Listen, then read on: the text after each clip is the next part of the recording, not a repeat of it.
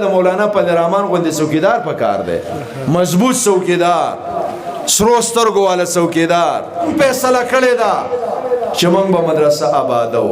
د مدرسې په آبادو کې ستاسو پیسو ته زموږ ضرورت دی. پیسې به راکوئ که نه به راکوئ؟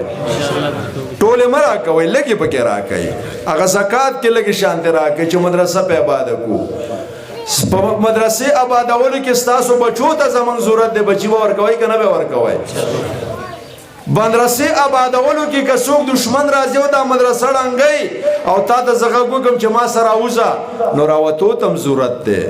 دا علما چې د مدارسو د تحفظ او د جوماتونو د تحفظ دپاره په دې ملک کې سیاست کوي، د هغې ملا مضبوطولو ته هم ضرورت دی. ځکه دا د دې جومات او د مدرسې څوکیدار دی چې څوکیدار بیکاره او خلک پرې نیغ راځي او چې مضبوط و بیا پرې څوک راتللی.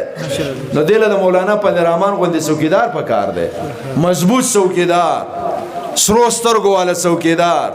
نو زما رونو د خپل آخرت د ښایسته کولو دپاره، د خپل قبر د رڼا کولو دپاره، په قبر کې د ملګري د پیدا کولو دپاره، ځان دپاره د صدقې جاریې د جوړولو دپاره، د الله د دین د ترقۍ دپاره، د یهود او د نصاراو د دغه تهذیب د خاتمې دپاره، د ډمتوب او د کنجرتوب د خاتمې دپاره، پاکستان د اسلام او په شریعت باندې د ښایسته کېدو دپاره، دا ملک د مسلمانانو سرزمین جوړېدو دپاره، د بېدینۍ د جنازې د وتو دپاره د مدارسو د علماو تعاون ته تیار وی که نه وی تیار؟